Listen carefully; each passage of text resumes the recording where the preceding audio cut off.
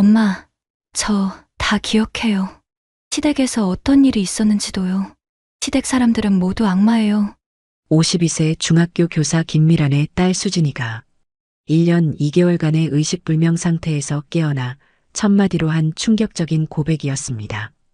20대 젊은 여성이 시집살이 스트레스로 의식을 잃을 정도라니 도대체 그 집에서 무슨 일이 있었던 걸까요? 하지만 더 충격적인 건 따로 있었어요.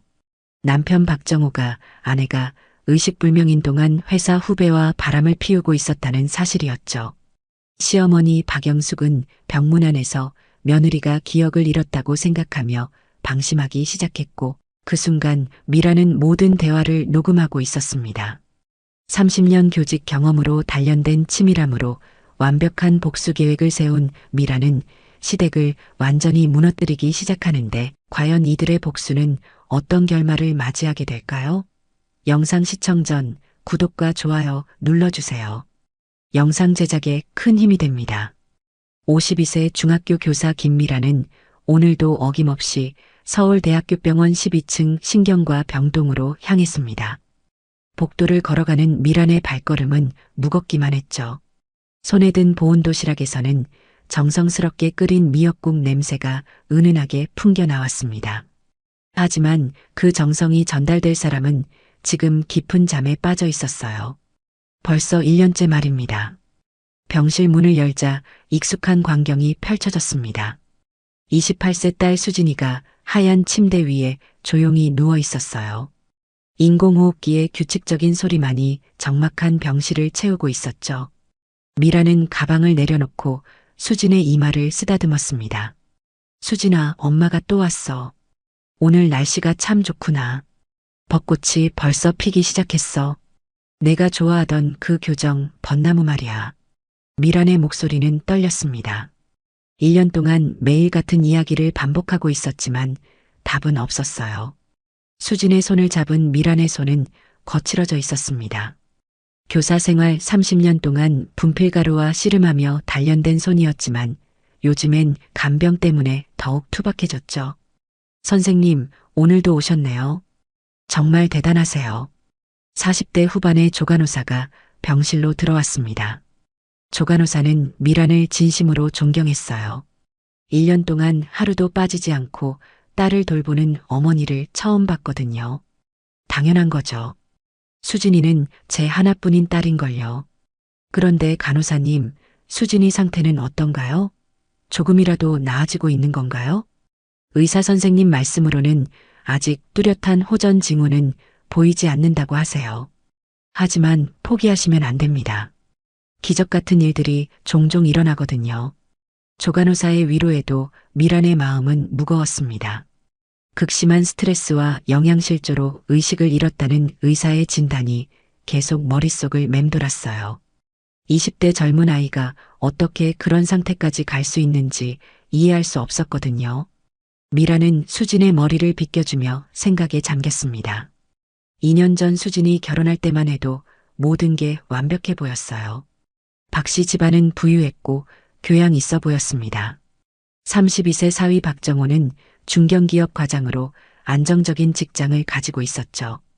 58세 시어머니 박영숙은 결혼식 때 친딸처럼 아껴주겠다고 약속했었어요. 하지만 그 모든 게 거짓이었나 봅니다. 조간호사가 병실을 나간 후 미라는 혼자서 수진을 바라봤습니다. 한때 통통했던 딸의 볼은 이제 홀쭉하게 들어가 있었어요. 1년간의 의식불명 상태가 수진의 몸을 더욱 야위게 만들었죠. 미라는 수진의 손을 꼭 잡았습니다. 수진아, 엄마가 어떻게 해야 할까? 시댁에서는 연락도 없고 병문안도 안 와. 처음 몇 달은 그래도 왔었는데 지금은 완전히 나 몰라라 하더라. 미란의 눈가에 눈물이 맺혔습니다. 남편을 10년 전에 암으로 잃고 혼자 키운 딸이었어요. 그 딸마저 이런 상태가 되니 세상이 무너지는 기분이었죠. 병원비만 벌써 수천만 원이 들어갔습니다. 교사 월급으로는 감당하기 힘든 금액이었어요. 하지만 미라는 포기할 수 없었습니다. 수진이는 자신의 전부였거든요. 그때 병실 문이 조심스럽게 열렸습니다. 60대 초반의 김 사장이 들어왔어요. 미란이 사는 동네에서 작은 식당을 운영하는 김 사장은 미란의 상황을 안타까워하며 종종 도움을 주곤 했습니다. 미란 씨, 오늘도 오셨네요. 제가 도시락 하나 더 싸왔어요. 미란 씨도 제대로 챙겨 드세요. 고마워요, 사장님. 정말 죄송합니다. 뭘 그런 소리예요. 이웃끼리 도와야죠. 그런데 수진이 상태는 어떤가요? 아직 똑같아요. 의사 선생님도 언제 깨어날지 모른다고 하시고, 김 사장은 의식불명 상태의 수진을 안타깝게 바라봤습니다. 수진이는 어렸을 때부터 김 사장의 식당에 자주 놀러 왔었거든요. 항상 밝고 착했던 아이였는데 이런 일이 생기다니 믿을 수가 없었어요. 미란 씨, 그런데 시댁에서는 아직도 연락이 없나요? 처음 몇 달은 가끔 왔었는데 지금은 아예 소식이 없어요. 며느리가 이런 상태인데 어떻게 그럴 수 있는지 이해가 안 가요. 김 사장도 고개를 저었습니다. 요즘 세상에 그런 사람들이 있다는 게 놀라웠어요. 며느리가 의식불명인데 시댁에서 나 몰라라 한다는 게 말이 되냐고 생각했거든요. 미란 씨, 혹시 수진이가 시집가서 힘든 일이 있었던 건 아닌가요? 제가 봐도 결혼 후에 수진이가 많이 달라져 보였거든요. 미란은 김 사장의 말에 가슴이 철렁했습니다.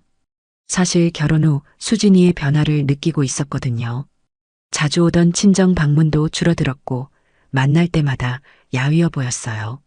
하지만 신혼이니까 그런 거라고 생각했었죠. 사장님도 그렇게 보셨어요? 네, 수진이가 가끔 우리 식당에 왔었는데 예전 같지 않더라고요. 말수도 줄고 기운도 없고 물어봐도 괜찮다고만 하던데 미란의 마음이 더욱 무거워졌습니다. 다른 사람들도 알아챌 정도로 수진이가 힘들어했었다는 뜻이었거든요. 하지만 딸은 아무 말도 하지 않았어요. 혼자서 모든 걸 참고 견뎠던 거죠. 수진아, 왜 엄마한테 말하지 않았어? 왜 혼자서 그 모든 걸 견뎠던 거야? 미라는 수진의 손을 더욱 꼭 잡았습니다.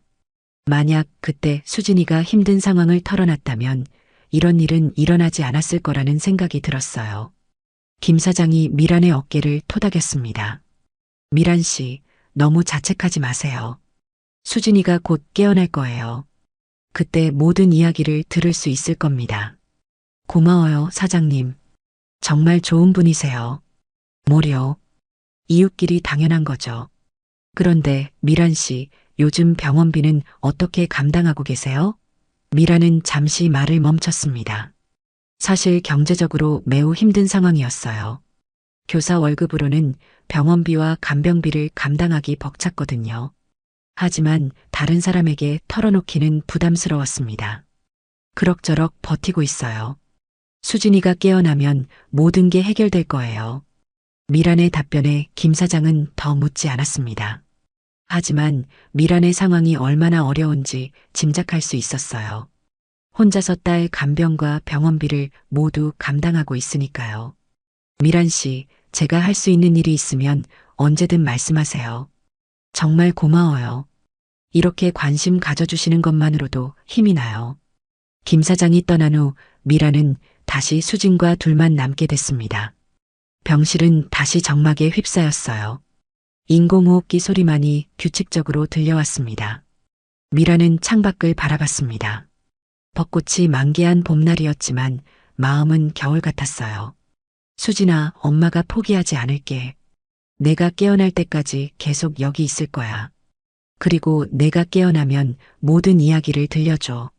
엄마가 다 해결해 줄 테니까. 미란의 다짐은 간절했습니다. 딸을 위해서라면 무엇이든 할 수 있었거든요. 하지만 아직 수진이 깨어날 기미는 보이지 않았어요. 긴 싸움이 될 것 같았습니다. 미라는 수진의 손을 잡고 2년 전을 떠올렸습니다. 수진이의 결혼식은 정말 화려했어요. 강남의 유명한 웨딩홀에서 치러진 결혼식에는 300명이 넘는 하객들이 참석했었죠. 박씨 집안의 위세를 보여주는 자리였습니다. 사돈, 수진이 정말 예쁘죠? 친딸보다 더 아껴줄게요. 걱정 마세요. 58세 시어머니 박영숙이 환한 미소를 지으며 말했었어요. 그 미소가 얼마나 진실했는지는 모르겠지만 당시 미라는 안심했었습니다. 우리 며느리 참 얌전하고 좋네. 복받을 상이야. 63세 시아버지 박대수도 만족스러워 보였어요. 건설업으로 큰 성공을 거둔 박대수는 위험 있는 모습이었습니다. 하지만 지금 생각해보니 그때부터 뭔가 이상한 점들이 있었어요. 결혼식 피로연에서 박영숙이 수진에게 한 말이 기억났습니다. 수진아, 이제 우리 집 며느리가 됐으니까 우리 집 규칙을 잘 따라야 해. 시부모님 말씀 잘 듣고 집안일도 열심히 해야지. 당시에는 시어머니가 며느리를 챙기는 말이라고 생각했었어요. 하지만 지금 돌이켜보니 경고처럼 들렸습니다. 결혼 후 첫 달부터 수진의 변화가 시작됐어요. 전화 통화가 눈에 띄게 줄어들었습니다. 전에는 하루 걸러 한 번씩 안부 전화를 하던 수진이 일주일에 한 번으로, 그 다음엔 한 달에 한두 번으로 연락이 뜸해졌어요. 엄마, 요즘 바빠서 연락 못했어. 미안해. 수진의 목소리는 예전 같지 않았습니다. 활기차고 밝던 목소리가 어딘지 모르게 힘이 없어 보였어요. 하지만 미라는 신혼 적응 기간이라고 생각했었죠. 수진아, 시댁 생활은 어때? 어려운 건 없고? 괜찮아요, 엄마. 시어머니도 좋으시고 시아버지도 잘해주세요. 수진의 대답은 너무 빨랐습니다. 마치 미리 준비해둔 답변 같았어요. 그리고 그 대답 뒤에는 항상 서둘러 전화를 끊으려는 기색이 보였습니다. 3개월 후 처음으로 수진이 친정에 왔을 때의 모습이 선명하게 기억났어요. 한눈에 봐도 살이 빠져 있었습니다. 결혼 전보다 최소 5kg은 빠진 것 같았어요. 수진아, 많이 말랐네. 밥은 잘 먹고 다니는 거야? 엄마, 괜찮아요. 요즘 다이어트 중이에요. 하지만 수진은 평소에 다이어트에 관심이 없던 아이였어요. 오히려 맛있는 음식을 좋아했죠. 갑자기 다이어트를 한다는 게 이상했습니다. 그런데 그게 다가 아니었어요. 화장실에서 나온 수진의 팔에 멍 자국이 있는 걸 봤습니다. 수진아, 이 멍은 뭐야? 어디서 다친 거야? 아, 그냥 문에 부딪혔어요. 별거 아니에요. 수진은 급하게 소매를 내려 멍을 가렸습니다. 그 모습이 어색했어요. 평소 같으면 별것 아닌 일로 그렇게 당황하지 않았을 텐데 말이죠.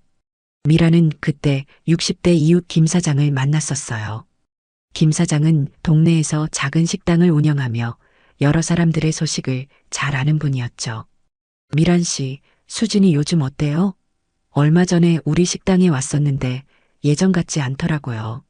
어떻게 다르던가요? 말수가 확 줄었어요. 예전에는 그렇게 밝고 수다스럽던 아이가 말이에요. 그리고 뭔가 위축돼 보이더라고요. 김 사장의 말에 미란의 불안감이 커졌습니다. 다른 사람들도 수진의 변화를 눈치챌 정도였다는 뜻이었거든요. 혹시 시댁에서 뭔 일이 있는 건 아닐까요? 요즘 며느리들 시집살이 힘들다고 하던데. 설마요. 박 씨 집안은 교양 있고 부유한 집안인걸요. 그런 일은 없을 거예요. 미라는 그렇게 답했지만 마음 한구석은 불안했습니다. 6개월 후 수진을 만났을 때는 더욱 충격적이었어요. 살이 더 빠져서 볼이 쑥 들어가 있었습니다. 얼굴색도 창백했고요. 수진아, 너 많이 아픈 거 아니야? 얼굴이 왜 이렇게 안 좋아? 엄마, 괜찮아요. 그냥 좀 피곤해서 그래요. 하지만 수진의 눈빛이 예전 같지 않았어요. 항상 반짝이던 눈이 생기를 잃어 보였습니다. 그리고 손톱을 물어뜯는 습관이 생겼더라고요. 스트레스를 받을 때 나타나는 증상이었죠. 그날 수진과 카페에서 이야기를 나누는데 수진이 자꾸 시계를 보는 거예요. 수진아, 급한 일 있어? 왜 자꾸 시간을 봐?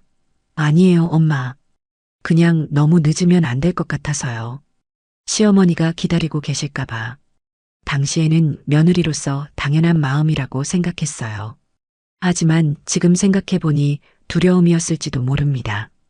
늦으면 혼날까봐 걱정했던 거겠죠. 그리고 그 만남이 수진과의 마지막 대화였습니다. 그 후 한 달 뒤에 수진이 의식불명으로 쓰러졌거든요. 미라는 지금까지 자신을 자책했어요. 그때 더 깊이 물어봤어야 했는데 수진의 변화를 그냥 넘겨버린 자신이 원망스러웠습니다. 수진아, 엄마가 그때 더 신경 썼어야 했는데 내가 힘들어하는 걸 알면서도 모른 척했어. 정말 미안해. 미란의 눈에서 눈물이 흘러내렸습니다. 만약 그때 수진의 상황을 정확히 파악했다면 이런 일은 일어나지 않았을 거라는 생각이 들었어요. 그때 조간호사가 병실로 들어왔습니다. 선생님, 괜찮으세요? 우시는 것 같은데. 아, 네. 괜찮아요. 그냥 옛날 생각이 나서요.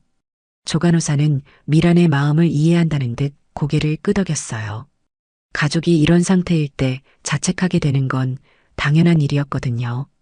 선생님, 너무 자책하지 마세요. 지금이라도 수진 씨가 깨어나면 모든 게 해결될 거예요. 그런가요? 정말 깨어날까요? 물론이죠. 저는 그런 기적을 여러 번 봤어요. 포기하지 마세요. 조간호사의 위로에 미라는 조금 위안을 얻었습니다. 하지만 여전히 마음은 무거웠어요. 수진이 깨어났을 때 어떤 이야기를 들려줄지 두렵기도 했거든요. 1년하고도 3개월이 지난 어느 목요일 오후였습니다. 미라는 평소처럼 수진의 손을 잡고 있었어요. 오늘은 특별히 수진이 좋아하던 클래식 음악을 틀어놨습니다. 수진아, 쇼팽 야상곡이야. 내가 피아노 배울 때 제일 좋아하던 곡이지. 기억나? 미란의 목소리는 언제나처럼 부드러웠습니다. 비록 대답은 없었지만 매일 이렇게 이야기를 걸었어요. 언젠가는 깨어날 거라는 희망을 놓지 않았거든요. 그때였습니다. 수진의 손가락이 살짝 움직이는 게 느껴졌어요. 처음에는 착각인 줄 알았습니다. 1년 넘게 기다리다 보니 환상이 보이는 건 아닐까 생각했죠. 수진아? 수진아, 혹시 깨어난 거야? 미라는 떨리는 목소리로 수진을 불렀습니다. 그런데 정말로 수진의 손가락이 또 움직였어요. 이번에는 확실했습니다. 간호사님, 간호사님, 미라는 급하게 간호사를 불렀어요. 조간호사가 급히 달려왔습니다. 무슨 일이세요, 선생님? 수진이 손가락이 움직였어요. 정말로 움직였다고요. 조간호사는 즉시 수진의 상태를 확인했습니다. 그리고 바로 의사를 호출했어요. 몇 분 후 담당 의사가 병실로 들어왔습니다. 의사는 수진의 눈꺼풀에 손전등을 비추며 동공 반응을 확인했어요. 반응이 있습니다. 의식이 돌아오고 있는 것 같네요. 미란의 가슴이 터질 것 같았습니다. 1년 넘게 기다려온 순간이었거든요. 눈물이 주체할 수 없이 흘러내렸어요. 정말인가요, 의사 선생님? 수진이가 깨어나는 건가요? 아직 완전히 깨어난 건 아니지만 분명히 의식이 돌아오고 있습니다. 조금 더 지켜봐야겠어요. 의사의 말이 끝나기도 전에 수진의 눈꺼풀이 천천히 떨리기 시작했습니다. 그리고 마침내 수진이 눈을 떴어요. 처음에는 초점이 맞지 않았지만 점차 또렷해졌습니다. 엄마, 수진의 첫 마디였습니다. 목소리는 아직 힘이 없었지만 분명히 미란을 알아보고 있었어요. 수진아, 정말 깨어났구나. 미라는 수진의 손을 꼭 잡으며 눈물을 흘렸습니다. 1년 넘게 기다려온 순간이었어요. 의사와 간호사들도 놀라워했습니다. 이 정도로 오랫동안 의식불명이었던 환자가 이렇게 깨끗하게 깨어나는 경우는 드물었거든요. 수진 씨, 기분이 어떠세요? 아픈 곳은 없고요? 의사가 수진에게 물었습니다. 수진은 천천히 고개를 돌려 의사를 바라봤어요. 머리가 조금 아파요. 그리고 목이 말라요. 당연한 증상입니다. 천천히 회복하시면 됩니다. 무리하지 마시고요. 의사는 수진의 상태를 점검한 후 미란에게 말했어요. 정말 다행입니다. 뇌 기능에는 이상이 없어 보여요. 며칠 더 관찰해 봐야겠지만 완전히 회복될 것 같습니다. 감사합니다, 의사 선생님. 정말 감사합니다. 의사와 조간호사가 병실을 나간 후 미란과 수진은 둘만 남게 됐습니다. 수진은 아직 완전히 정신이 든 상태는 아니었지만 확실히 의식이 돌아와 있었어요. 수진아, 엄마야. 얼마나 걱정했는지 알아? 1년 넘게 잠들어 있었어. 1년이요? 그렇게 오래? 수지는 놀란 표정을 지었습니다. 자신이 그렇게 오랫동안 의식을 잃고 있었다는 사실이 믿어지지 않는 것 같았어요. 응, 1년 3개월이야. 엄마가 매일 여기 와서 내 곁에 있었어. 미안해요, 엄마. 걱정 끼쳐드려서. 무슨 소리야? 내가 깨어난 게 어딘데. 그런데 수진아, 왜 쓰러진 건지 기억나? 수진의 표정이 급변했습니다. 밝았던 얼굴이 순식간에 어두워졌어요. 그리고 입술을 꽉 물며 말을 망설였습니다. 엄마, 저, 다 기억해요. 무엇을, 뭘 기억한다는 거야? 제가 왜 쓰러졌는지도요. 시댁에서 어떤 일이 있었는지도 다 기억해요. 미란의 가슴이 뛰기 시작했습니다. 지금까지 궁금했던 모든 것들이 밝혀질 순간이 온 것 같았어요. 수진아, 천천히 말해봐. 엄마가 다 들어줄게. 엄마, 시댁에서 정말 끔찍한 일들이 있었어요. 수진의 목소리가 떨렸습니다. 그 말 한마디에 미라는 지금까지의 의심이 현실이었다는 걸 깨달았어요. 어떤 끔찍한 일들? 수진아, 자세히 말해줄 수 있어? 수진은 잠시 눈을 감고 깊게 숨을 들이쉬었습니다. 그리고 천천히 입을 열었어요. 엄마 결혼하고 첫 달부터 지옥이었어요. 미란의 온몸에 소름이 돋았습니다. 지옥이라는 표현에서 수진이 얼마나 힘들었는지 짐작할 수 있었거든요. 지옥이라고? 수진아, 구체적으로 어떤 일이 있었던 거야? 새벽 5시에 일어나서 시부모님 아침상 차리는 것부터 시작이었어요. 빨래, 청소, 설거지까지 모든 집안일이 제 몫이었고요. 그래도 그 정도는 아니에요, 엄마. 그게 다가 아니에요. 수진의 말에 미라는 더 큰 충격이 기다리고 있다는 걸 느꼈습니다. 수진의 눈에는 1년 전의 공포가 여전히 남아 있었어요. 수진은 떨리는 목소리로 계속 말했습니다. 엄마, 어머님이 저를 정말 무시했어요. 며느리는 시집와서 당연히 해야 할 일이라고 하면서 새벽 5시에 일어나서 시부모님 아침상을 차리게 했어요. 그리고 하루 종일 집안일만 시켰죠. 5시에 일어나서? 그럼 잠은 언제 잤어? 밤 12시에 겨우 잘 수 있었어요. 아버님이 늦게 들어오시면 더 늦어지고요. 설거지랑 정리까지 다 끝내야 잘 수 있었거든요. 미란의 분노가 치솟았습니다. 하루에 5시간도 못 자게 만들었다는 뜻이었거든요. 그것도 매일 말이에요. 그럼 정우는 뭐라고 했어? 남편이 그런 걸 모를 리 없잖아. 정우 오빠는 엄마 말이 맞다고 했어요. 며느리가 당연히 해야 할 일이라고. 그리고 자기한테 잘 보여야 한다고 했어요. 미라는 분노로 주먹을 쥐었습니다. 사위로 여겼던 박정호가 아내를 그렇게 대했다는 게 믿어지지 않았어요. 수진아, 그럼 밥은 잘 먹었어? 너 많이 말랐었잖아. 수진의 표정이 더욱 어두워졌습니다. 이 부분이 가장 고통스러웠던 모양이에요. 하루에 한 끼만 먹게 했어요. 아니, 정확히는 한 끼만 먹을 수 있었어요. 한 끼만? 왜? 어머님이 며느리가 살찌면 안 된다고 했어요. 그래서 아침은 물만 마시고 점심도 거의 굶었어요. 저녁에만 조금 먹을 수 있었는데 그것도 남은 반찬들로만요. 미라는 충격을 받았습니다. 그럼 하루 종일 굶으면서 그 많은 집안일을 다 했다는 거였어요. 20대 젊은 여성이 어떻게 견뎠는지 상상할 수 없었습니다. 그럼 1년 넘게 그렇게 산 거야? 네, 엄마. 그래서 계속 살이 빠진 거예요. 어지럽고 힘들었지만 참아야 했어요. 조간호사가 그 순간 병실로 들어왔습니다. 미란의 흐느끼는 소리를 들었던 모양이에요. 무슨 일이신가요? 괜찮으세요? 수진이가 깨어나서 시댁에서 어떤 일이 있었는지 말해주고 있어요. 정말 끔찍한 이야기예요. 조간호사는 수진을 바라봤습니다. 수진의 말랐던 몸이 이제야 이해됐어요. 수진 씨, 정말 그런 일이 있었어요? 네, 간호사님. 정말이에요. 조간호사는 분노했습니다. 30년 간병 경험에도 이런 경우는 처음이었거든요. 그건 학대예요. 완전한 학대. 어떻게 며느리를 그렇게 대할 수 있어요? 조간호사가 나간 후 수진은 더 충격적인 이야기를 꺼냈습니다. 엄마, 그게 다가 아니에요. 더 있다고? 아버님이 술 마시면 저한테 손을 대려고 했어요. 미라는 그 말에 온몸이 얼어붙었습니다. 뭐라고? 시아버지가? 네, 아버님이 술에 취하면 제 방으로 들어오려고 했어요. 문을 잠그고 막아도 계속 문을 두드리면서 들어오려고 했어요. 시어머니는 알고 있었어? 알고 있었는데 모른 척 했어요. 다음 날에는 아무 일 없었던 것처럼 행동했어요. 미라는 분노로 온몸이 떨렸습니다.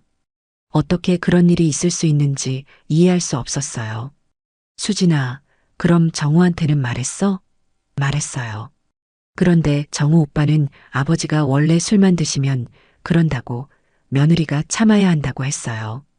오히려 제가 예민하게 구는 거라고 했어요. 미라는 더 이상 참을 수 없었습니다. 어떻게 남편이 아내를 그렇게 내팽개칠 수 있는지 분노가 치솟았어요. 수진아, 그런데 왜 엄마한테 말하지 않았어? 내가 알았으면 당장 데려왔을 텐데. 말하려고 했어요, 엄마. 그런데 정우 오빠가 절대 친정에는 말하지 말라고 했어요. 시댁 망신이라고. 그러면 이혼하겠다고 협박했어요. 수진의 눈에서 눈물이 흘러내렸습니다. 1년 넘게 참아온 고통이 터져나오는 것 같았어요. 그리고 엄마, 어머님은 친척들 앞에서 저를 무시하고 모욕했어요. 명절 때마다 친척들이 모이면 저를 소개하면서 이상한 말들을 했어요. 어떤 말들, 우리 며느리 수진인데 아직 살림 배우는 중이에요. 원래 공주병이 있어서 시집살이 힘들어해요. 이런 식으로요. 미라는 주먹을 쥐었습니다. 친척들 앞에서 며느리를 그렇게 모욕할 수 있다는 게 믿어지지 않았어요. 그럼 친척들도 너를 이상하게 봤겠네. 네. 어떤 고모님은 요즘 젊은 애들은 버릇이 없다고, 시어머니 말씀 잘 들어야 한다고 핀잔을 주기도 했어요. 정말 억울했어요. 수진의 목소리가 더욱 떨렸습니다. 억울함과 분노가 섞여 있었어요. 엄마, 그리고 용돈도 제대로 못 썼어요. 제 월급을 모두 시댁에 바치고 나면 용돈은 10만 원 정도밖에 안 남았어요. 그것도 어머님이 관리했어요. 10만 원으로 한 달을. 그럼 친구들과 만날 때는 어떻게 했어? 항상 돈이 없어서 민망했어요. 친구들이 밥값 내겠다고 해도 계속 그럴 수는 없잖아요. 그래서 점점 친구들과도 멀어졌어요. 미라는 이제야 수진이 왜 친정 방문을 줄였는지 알 것 같았어요. 교통비조차 부담스러웠을 거라는 생각이 들었거든요. 수진아, 정말 힘들었겠다. 그런데도 1년 넘게 참고 견뎠구나.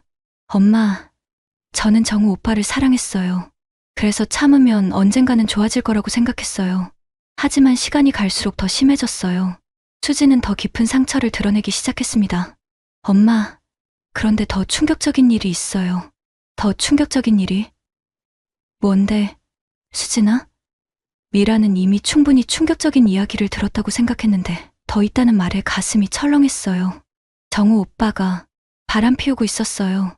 미라는 그 말에 머리가 하얗게 변하는 느낌이었습니다. 바람을 피웠다고? 정말이야? 네, 회사 후배 한소영이라는 25살 여자와요. 제가 여러 번 목격했어요. 수진의 목소리는 떨렸지만 확신에 차 있었어요. 거짓말이 아니라는 걸 미란도 알 수 있었죠. 어떻게 알게 됐어? 처음에는 정우 오빠가 야근이 많아졌어요. 주말에도 회사에 나간다고 했고요. 그런데 어느 날 정우 오빠 회사에 급한 일로 연락했는데 회사에 없다고 하더라고요. 그래서 의심하기 시작했습니다. 수진은 남편을 미행했었다고 털어놨어요. 그리고 한소영이라는 여자와 함께 있는 걸 직접 목격했다고 했죠. 정확히 어떤 상황을 봤어? 호텔에서 나오는 걸 봤어요. 둘이 손을 잡고 나오더라고요. 그리고 차에서 키스하는 것도 봤어요. 미라는 분노가 끌어올랐습니다. 아내가 시댁에서 고생하고 있는 동안 남편은 바람을 피우고 있었다는 게 믿어지지 않았어요. 그래서 따져 물어봤어? 네, 그날 밤에 따져 물어봤어요. 그런데 정우 오빠는 그냥 회사 동료라고, 업무상 만난 거라고 발뺌했어요. 제가 본 걸 말해도 계속 부인하더라고요. 수진의 절망감이 느껴졌습니다. 남편의 배신감이 얼마나 컸을지 상상이 됐어요. 수진아, 그럼 언제부터 바람을 피운 것 같아? 결혼 6개월 후부터인 것 같아요. 그때부터 정우 오빠가 집에 늦게 들어오기 시작했거든요. 그리고 저한테 관심도 없어졌고요. 미라는 머리가 복잡해졌습니다. 수진이 시댁에서 고생하는 동안 남편은 다른 여자와 바람을 피우고 있었다니 너무 충격적이었어요. 그런데 수진아, 내가 쓰러진 날은 어떤 일이 있었던 거야? 그날이 가장 끔찍했어요. 수지는 잠시 말을 멈췄습니다. 그날의 기억이 아직도 생생한 모양이었어요. 그날 밤에 아버님이 또 술에 취해서 제 방으로 들어오려고 했어요. 평소보다 더 심했어요. 문을 발로 차면서 열라고 소리 지르고. 그래서 정우 오빠한테 급하게 전화했어요. 정우는 뭐라고 했어? 전화를 안 받았어요. 계속 걸어도 안 받더라고요. 새벽까지 문 잠그고 떨고 있었어요. 아버님이 포기하고 돌아갈 때까지 말이에요. 미란의 가슴이 찢어지는 것 같았습니다. 딸이 그런 공포 속에서 밤을 지새웠다는 게 너무 마음 아팠어요. 그래서 아침에 정우 오빠가 들어왔어요.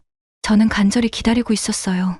남편이 저를 위로해주기를, 보호해주기를 바라면서. 정우는 뭐라고 했어? 아무것도 안 했어요. 오히려 제가 예민하게 군다고, 아버지를 너무 나쁘게 생각한다고 했어요. 그리고 회사에 가야 한다면서 그냥 나가버렸어요. 수진의 목소리에 절망감이 배어 있었습니다. 가장 힘든 순간에 남편에게 버림받은 기분이었을 거예요. 그런데 엄마, 그때 정우 오빠에게서 다른 여자 향수 냄새가 났어요. 한소영이 평소에 뿌리던 향수 냄새였어요. 정우가 그 여자와 밤을 보낸 거구나. 네, 제가 공포에 떨고 있는 동안 정우 오빠는 다른 여자와 함께 있었던 거예요. 그 사실을 깨달은 순간 정말 절망적이었어요. 미라는 주먹을 쥐고 있었습니다. 사위에 대한 분노가 극에 달했어요. 어떻게 아내가 그런 상황에 있는데 다른 여자와 바람을 피울 수 있는지 이해할 수 없었거든요. 수진아, 그래서 쓰러진 거야? 네, 그날 오후에 어머님이 또 저를 혼냈어요. 밤에 시끄럽게 해서 시아버지가 화났다고, 며느리가 조신하지 못하다고. 저는 항변했어요. 아버님이 제 방에 들어오려고 해서 막은 거라고. 그런데 어머님은 제가 거짓말한다고, 아버지가 그럴 리 없다고 했어요. 오히려 저를 의심스럽다고 했죠. 정말 기가 막히는 상황이었습니다. 피해자가 오히려 가해자 취급을 받은 거였어요. 그리고 그날 저녁에 정우 오빠가 들어왔는데 또 한소영 향수 냄새가 났어요. 저는 참을 수 없었어요. 다시 따져 물어봤죠. 정우는 뭐라고 했어? 화를 내면서 자꾸 의심한다고, 이제 지겹다고 했어요. 그리고 이런 식이면 같이 살 수 없다고, 친정으로 돌아가라고 했어요. 그 순간 모든 게 무너지는 느낌이었어요. 수지는 그 순간의 절망감을 떠올리며 눈물을 흘렸습니다. 시댁에서의 학대, 남편의 배신, 그리고 마지막 거부까지. 더 이상 견딜 수 없는 상황이었던 거죠. 저는 그 자리에서 쓰러졌어요. 마지막 기억이 정우 오빠가 저를 흔들면서 부르는 거였어요. 하지만 그때도 진심으로 걱정하는 것 같지는 않았어요. 미라는 딸의 손을 꼭 잡았습니다. 1년 넘게 궁금했던 모든 진실이 밝혀졌어요. 그리고 그 진실은 상상했던 것보다 훨씬 끔찍했습니다. 수진아, 엄마가 정말 미안해. 그런 일을 당하고 있는 줄 몰랐어. 엄마가 더 신경 썼어야 했는데. 엄마 잘못이 아니에요. 저도 말하지 않았으니까. 하지만 이제 말했으니까 뭔가 달라질 거죠? 미라는 수진의 말에 고개를 끄덕였습니다. 이제 진실을 알았으니 가만히 있을 수는 없었어요. 그래, 수진아. 이제 엄마가 모든 걸 해결해 줄게. 그 사람들이 한 짓을 반드시 응징받게 해줄 거야. 수진이 진실을 털어놓은 지 3일 후, 미라는 오랜 친구인 변호사 정민경을 병원으로 불렀습니다. 52세인 민경은 이혼 전문 변호사로 유명했어요. 대학 동창인 두 사람은 오랫동안 연락을 주고받아왔죠. 민경아, 와줘서 고마워. 급하게 부른 거 미안해. 뭘 그런 소리 해. 수진이 깨어났다는 소식 듣고 얼마나 기뻤는데. 그런데 전화로 들은 이야기가 정말이야? 민경은 수진의 상태를 확인한 후 미란과 함께 병원 카페로 자리를 옮겼습니다. 그곳에서 미란은 수진이 털어놓은 모든 이야기를 자세히 들려줬어요. 미란아, 이건 단순한 시집살이가 아니야. 이건 명백한 학대야. 학대. 민경의 목소리에는 분노가 섞여 있었습니다. 30년간 이혼 소송을 담당하면서 많은 사건을 봤지만 이 정도는 처음이었거든요. 법적으로 어떻게 대응할 수 있을까? 일단 증거를 확보해야 해. 수진이 의료 기록으로 학대 증거는 어느 정도 확보했고 이제 시댁 사람들의 자백을 받아내야 해. 어떻게? 녹음이야. 시댁 사람들이 병문안 올 때 대화를 녹음하는 거지. 그들이 방심하고 진짜 속마음을 드러낼 때 말이야. 민경은 치밀한 계획을 세우기 시작했습니다. 먼저 수진이 아직 완전히 회복되지 않은 척해야 한다고 했어요. 그래야 시댁 사람들이 방심하고 진심을 드러낼 거라고 봤거든요. 그리고 미라나 박정우의 불륜도 증거를 잡아야 해. 사진이나 영상 같은 물적 증거 말이야. 그건 어떻게 구해? 사립탐정을 쓸 수도 있고 아니면 직접 미행해서 잡을 수도 있어. 요즘은 스마트폰으로도 충분히 증거를 만들 수 있거든. 두 사람은 세부적인 작전을 짰습니다. 먼저 수진이 기억장애가 있는 척하면서 시댁 사람들을 안심시키는 거였어요. 그리고 병문안을 올 때 몰래 녹음을 해서 증거를 확보하는 것이었죠. 민경은 또 다른 조사도 제안했습니다. 미라나, 그런데 박대수 건설업체도 조사해봐야겠어. 혹시 불법적인 일을 하고 있을 수도 있거든. 왜 그런 생각이 들어? 수진이 이야기 들어보니까 뭔가 수상해. 정상적인 사업가라면 며느리를 그렇게 대하지 않아. 뭔가 숨기고 있는 게 있을 거야. 민경의 직감은 정확했습니다. 며칠 후 조사 결과가 나왔는데 박대수의 건설업체는 문제가 한두 가지가 아니었어요. 미라나, 대박이야. 박대수 완전히 불법 업체야. 정말이야? 어떤 불법을 저질렀는데? 세금 탈루부터 시작해서 안전규정 위반, 공무원 뇌물 공여, 불량 건축자재 사용까지. 이거 신고하면 바로 망해. 민경은 자료를 정리하며 설명했습니다. 박대수의 건설업체는 수년간 매출을 축소 신고해서 세금을 탈루했고, 건설 현장에서는 안전규정을 무시하고 불량 자재를 사용했어요. 거기에 관련 공무원들에게 뇌물까지 줬다고 했죠. 그럼 이것들을 모두 신고하면 국세청에는 탈세를, 검찰에는 뇌물수수를, 국토부에는 건설 관련 불법 행위를 신고하면 돼. 한 번에 모든 걸 터뜨리는 거야. 미라는 복수의 그림이 그려지기 시작했습니다. 수진을 그렇게 괴롭힌 시댁을 완전히 무너뜨릴 수 있는 방법이 보였거든요. 민경아, 그런데 수진이 이혼하면 위자료는 얼마나 받을 수 있을까? 불륜이 증명되면 최소 2억에서 5억까지도 가능해. 거기에 정신적 피해에 대한 손해배상까지 합하면 더 많이 받을 수 있어. 민경은 계속해서 설명했습니다. 수진이 당한 학대와 남편의 불륜이 모두 증명되면 법적으로 매우 유리한 위치에 설 수 있다고 했어요. 재산 분할에서도 유리하고 위자료도 많이 받을 수 있다는 거였죠. 그리고 또 한 명의 조력자가 나타났습니다. 조 간호사가 적극적으로 도움을 주겠다고 나선 거예요. 선생님, 제가 작은 녹음기 구해드릴게요. 요즘 것들은 동전만 해서 잘 안 보여요. 정말이야? 고마워, 간호사님. 그리고 제가 30년간 이 일을 해봤는데 이런 경우는 처음이에요. 꼭 성공하셔야 해요. 조 간호사의 지지에 미라는 힘을 얻었습니다. 그리고 이웃 김 사장도 소식을 듣고 달려왔어요. 미란 씨, 정말 그런 일이 있었어요? 수진이가 그런 고생을 했다고요? 네, 사장님. 정말 끔찍한 일들이 있었어요.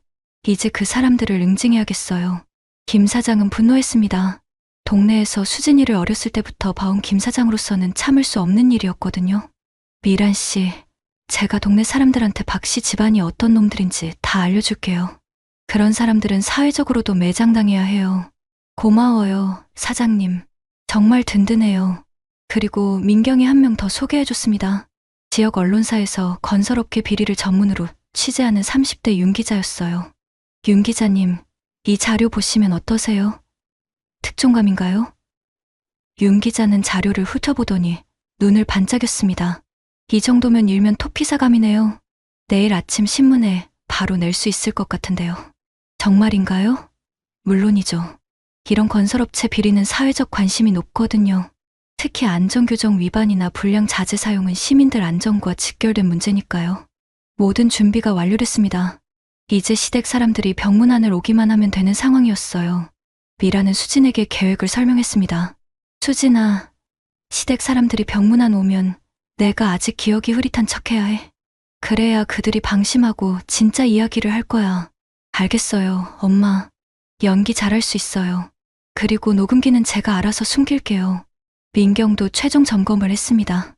계획은 완벽해. 증거만 확보하면 그들을 완전히 무너뜨릴 수 있어. 미라는 마침내 복수의 첫 단추를 끼울 준비가 됐습니다. 수진을 그렇게 괴롭힌 시댁을 향한 응징의 시간이 다가오고 있었어요. 수진이 깨어난 지 일주일 후 드디어 시댁에서 연락이 왔습니다. 박영숙이 전화를 걸어온 거예요. 사돈, 수진이가 깨어났다는 소식 들었어요. 정말 다행이네요. 내일 병문안 가도 될까요? 물론이죠. 수진이도 사돈을 보고 싶어 할 거예요. 미라는 최대한 자연스럽게 대답했습니다. 하지만 속으로는 드디어 때가 왔다는 생각에 심장이 뛰었어요. 다음 날 오후, 박정호와 박영숙이 함께 병원에 왔습니다. 손에는 과일 바구니를 들고 있었지만 표정은 어딘지 어색했어요. 수진아, 깨어났구나. 정말 다행이야. 박정호가 수진에게 다가가며 말했습니다. 하지만 목소리에는 진심 어린 걱정보다는 의무감이 느껴졌어요. 오빠, 왔구나.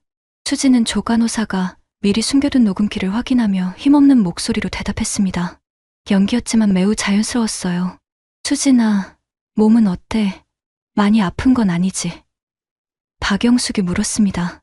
하지만 그 관심도 진짜 같지는 않았어요. 머리가 아직 좀 어지러워요. 그리고 기억이 잘 안 나요. 수진의 대답에 박정호와 박영숙의 표정이 밝아졌습니다. 기억이 안 난다는 말에 안심하는 기색이었어요. 의사 선생님이 뭐라고 하시던가. 기억장애 같은 건 없다고 하시던데? 박정호가 물었습니다. 의사 선생님은 시간이 지나면 차츰 회복될 거라고 하세요. 다만 아직은 예전 일들이 잘 기억나지 않는다고 하더라고요. 미란이 대답했습니다. 사실 거짓말이었지만 시댁 사람들을 안심시키기 위한 연출이었어요. 그럼 다행이네. 너무 충격적인 기억들은 없는 게 나을 수도 있어. 박영숙이 중얼거렸습니다. 그 말에서 뭔가 꺼림칙한 의도가 느껴졌어요. 30분 정도 어색한 대화를 나눈 후 미란이 자리를 비웠습니다. 화장실에 다녀오겠다고 하면서 박정호와 박영숙만 남겨둔 거예요. 이때를 기다렸던 겁니다. 미란이 나간 후 박정호와 박영숙의 대화가 바뀌기 시작했습니다. 정호야, 수진이가 정말 기억 못하는 것 같지? 그런 것 같아요. 다행이네요. 만약 예전 일들을 다 기억한다면. 박영숙이 말을 멈췄습니다. 하지만 그 의미는 충분히 전달됐어요. 엄마, 여기서 그런 얘기하면 안 되죠. 수진이가 들을 수도 있잖아요. 수진이는 못 들어. 아직 정신이 온전하지 않은 것 같은데. 그런데 정호야, 그 여자는 어떻게 할 거야? 어떤 여자요? 소영이 말이야. 수진이가 이런 상태인데 계속 만날 건가? 박정우는 당황했습니다. 어머니가 갑자기 한소영 이야기를 꺼낸 거예요. 엄마, 지금 그런 얘기 할 때가 아니죠. 하지만 정리할 건 정리해야지. 수진이 상태로는 언제 회복될지도 모르잖아. 박영숙의 말에는 차가운 계산이 깔려 있었습니다. 며느리의 회복보다는 아들의 장래를 걱정하는 마음이 더 컸어요. 엄마, 조용히 하세요. 수진이가 깨어있잖아요. 수진이는 못 들어. 약 때문에 정신이 흐릿한 상태라고 의사가 그랬잖아. 그런데 진짜로 기억 못하는 거 맞지? 그런 것 같아요. 아까도 저를 못 알아보는 것 같았어요. 박정우는 거짓말을 했습니다. 수진이 자신을 분명히 알아봤는데도 말이에요. 그럼 다행이네. 예전에 우리 집에서 있었던 일들 기억하면 골치 아플 뻔했어. 박영숙이 안심하며 말했습니다. 그 말 한마디에 수진이 그동안 시댁에서 얼마나 고생했는지가 드러났어요. 엄마, 그런 얘기 그만하세요. 만약 수진이가 듣기라도 하면. 들어도 어차피 기억 못할 텐데 뭐가 문제야. 오히려 이참에 앞으로 어떻게 할지 정해야 하잖아. 박영숙은 계속해서 위험한 말들을 했습니다. 녹음기가 모든 걸 담고 있다는 사실을 모른 채 말이에요. 앞으로 어떻게 한다는 게 무슨 뜻이에요? 수진이 회복되면 다시 우리 집으로 와야 하는 거 아닌가요? 글쎄, 그럴까? 수진이 상태로는 예전처럼 집안일 하기 힘들 텐데. 박영숙의 말에는 수진을 다시 받아들일 생각이 없다는 뜻이 담겨 있었어요. 그럼 어떻게 하자는 건가요? 차라리 친정에서 계속 돌보는 게 나을 수도 있어. 우리는 수진이 치료비만 지원해주고. 박영숙의 제안은 충격적이었습니다. 며느리를 완전히 포기하겠다는 뜻이었거든요. 엄마, 그건 너무하지 않아요? 뭐가 너무해? 현실적으로 생각해봐. 수진이가 완전히 회복될 거라는 보장도 없고 설사 회복된다 해도 예전 같지 않을 거야. 박영숙은 냉정했습니다. 며느리에 대한 애정은 찾아볼 수 없었어요. 그런데 소영이는 정말 어떻게 할 거야? 수진이가 이런 상태인데 계속 만나기도 그렇고. 박정우는 잠시 망설이다가 대답했습니다. 소영이랑은 아직 정리하지 못했어요. 정리하지 못했다니? 1년 넘게 만났으면서? 솔직히 말해봐. 소영이와 결혼하고 싶은 거 아니야? 박영숙의 직접적인 질문에 박정우는 당황했습니다. 하지만 곧 솔직한 마음을 드러냈어요. 그런 생각이 없는 건 아니에요. 소영이가 수진이보다 나이도 어리고 성격도 좋고 그럼 이참에 정리하는 게 어때? 어차피 수진이 상태로는. 엄마, 박정호가 박영숙을 말렸지만 이미 결정적인 말들이 나와버렸어요. 녹음기가 모든 대화를 완벽하게 담고 있었습니다. 그때 미란이 화장실에서 돌아왔습니다. 무슨 이야기 하셨어요? 별 얘기 아니에요. 수진이 회복되면 어떻게 돌볼지 상의했어요. 박영숙이 태연하게 거짓말을 했습니다. 30분 후 박정호와 박영숙이 병원을 떠났습니다. 그들이 나간 후 미란과 수진은 녹음 파일을 확인했어요. 완벽했습니다. 모든 대화가 선명하게 담겨 있었어요. 엄마, 녹음 잘 됐어요? 완벽해, 수진아. 이제 그들의 진심이 다 드러났어. 수진은 복잡한 표정을 지었습니다. 남편과 시어머니의 진짜 모습을 확인한 기분이었거든요. 이제 정말 복수가 시작되는 거네요. 그래, 수진아. 이제 그 사람들이 한 짓을 세상에 다 알려줄 때야. 녹음 증거를 확보한 후 민경은 즉시 행동에 들어갔습니다. 먼저 윤 기자에게 박대수 건설업체 비리 자료를 넘겼어요. 다음 날 아침 신문 일면에 대형 기사가 터졌습니다. 대수건설 박대수 대표 수십억 원 탈세 혐의로 긴급 체포. 검찰과 국세청이 동시에 수사에 착수했어요. 박대수의 사무실과 자택에 압수수색이 들어갔고 관련 자료들이 모두 압수됐습니다. 박대수는 오후에 구속됐어요. 혐의가 명확했거든요. 사돈, 큰일이에요. 남편이 잡혀갔어요. 박영숙이 울면서 미란에게 전화를 걸어왔습니다. 탈세했다고, 뇌물 줬다고 하는데 어떻게 이런 일이 생겼는지 모르겠어요. 나도 갑작스러운 일이라 놀랐어요. 신문에서 봤는데 정말 큰일이네요. 미란은 태연하게 대답했습니다. 사돈, 제발 도와주세요. 변호사 비용도 엄청 들고 우리가 어디서 그 돈을 구해요? 글쎄요. 저도 수진이 병원비 때문에 여유가 없어서요. 사돈한테 도와달라고 할 상황이 아닌 것 같은데요. 미란의 차가운 반응에 박영숙은 당황했습니다. 평소에 예의 바르고 순한 사돈이 이렇게 냉정할 줄 몰랐거든요. 며칠 후 더 큰 충격이 기다리고 있었습니다. 민경이 박정호의 불륜 증거를 그의 회사에 제보한 거예요. 박정호의 직장 상사들은 경악했습니다. 기혼자가 회사 후배와 불륜을 저질렀다는 것도 문제였지만 아내가 의식불명인 상황에서 그런 일을 했다는 게 더 충격적이었어요. 정호 씨, 이게 정말입니까? 아내분이 의식불명인데 다른 여직원과 불륜을? 박정호는 변명할 말이 없었습니다. 증거가 너무 명확했거든요. 사진과 영상, 그리고 녹음 파일까지 모든 게 다 있었어요.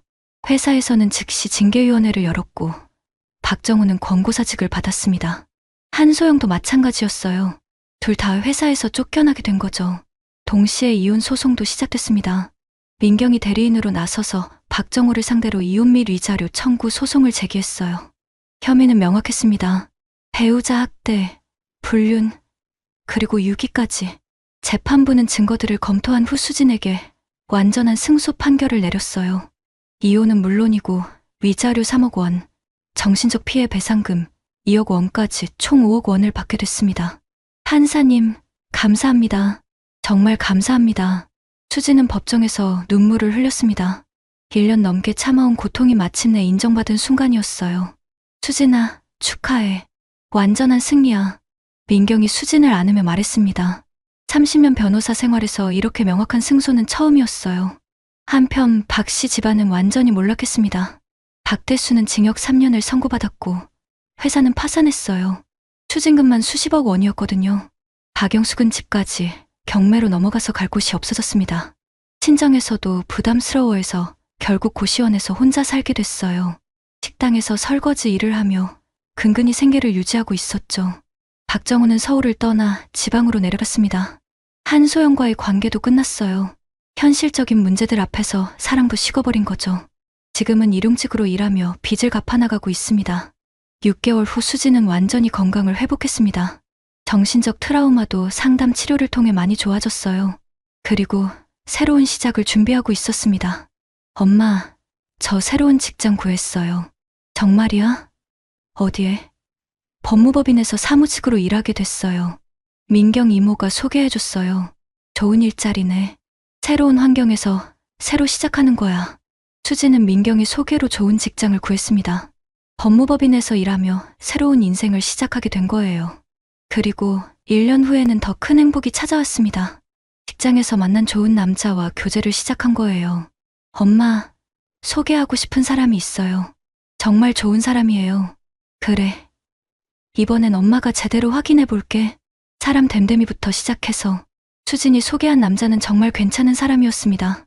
35세 변호사였는데 성격도 온화하고 수진을 진심으로 아껴줬어요. 무엇보다 수진의 과거를 이해하고 위로해주는 마음이 있었습니다. 아버님, 어머님, 수진이를 정말 소중히 여기겠습니다. 앞으로 행복하게 해드릴게요. 그의 부모님들도 수진을 딸처럼 아껴줬습니다. 이전 시댁과는 완전히 다른 분위기였어요. 2년 후 수진은 재혼했습니다. 이번에는 정말 행복한 결혼이었어요. 시댁에서도 수진을 친딸처럼 대해줬고 남편도 수진을 존중하고 사랑해줬습니다. 수진아, 이번엔 정말 좋은 사람 만났구나. 행복해 보여서 엄마도 기뻐. 엄마 덕분이에요. 엄마가 아니었으면 이런 행복은 꿈도 못 꿨을 거예요. 지금 수진은 임신 8개월입니다. 올해 말에 첫 아이가 태어날 예정이에요. 남편과 시댁 식구들 모두 아이를 기다리고 있습니다. 미란도 곧 할머니가 될 생각에 마음이 들뜹니다. 엄마, 아이가 태어나면 엄마 이름을 따서 지을 거예요. 미란에 미차를 넣어서요. 정말이야? 고마워, 수진아. 한편 박 씨 집안의 근황도 전해졌습니다. 김 사장이 소식을 알려준 거예요. 미란 씨, 박영숙이가 동네로 돌아왔다는 소문이 있어요. 정말이에요? 어떻게 지낸다는 거예요? 남이 집 식모살이 한다고 하더라고요. 그것도 제대로 못 구해서 이 집 저 집 전전하고 있다나? 자업자득이죠. 그동안 남을 그렇게 괴롭히더니 이제 본인이 당하는 거네요. 박정호도 지방에서 힘들게 산다는 소식이 들려왔습니다. 빚에 쪼들려서 제대로 된 직장도 구하지 못하고 있다고 했어요. 3년 후 현재 미란과 수진은 행복하게 살고 있습니다. 수진의 아이도 건강하게 자라고 있고 새로운 가정도 화목합니다. 반면 박 씨 집안은 여전히 어려운 상황에서 벗어나지 못하고 있어요. 수진아, 가끔 후회되지 않아? 그 사람들을 그렇게 응징한 건 말이야. 전혀 후회 안 해요, 엄마. 오히려 잘한 일이라고 생각해요. 그런 사람들은 응징받아야 마땅해요. 그래. 악한 사람들은 반드시 대가를 치르게 되어 있어. 우리가 한 일은 정의를 실현한 거야. 미란과 수진은 지금도 가끔 그때 일을 떠올립니다. 하지만 후회는 없어요. 오히려 그 일을 통해 진정한 가족의 의미를 깨달았고 정의는 늦더라도 반드시 승리한다는 것을 배웠거든요. 지금 이 순간에도 수진은 새로운 가정에서 행복하게 살고 있습니다. 그리고 미라는 딸의 행복을 지켜보며 뿌듯해하고 있어요. 진정한 가족의 사랑이 모든 시련을 이겨낸 것입니다. 오늘 이야기가 좋으셨다면 구독과 댓글, 알람 설정 잊지 마시고 소중한 댓글 하나가 정말 큰 힘이 됩니다. 시청해주셔서 진심으로 감사드립니다.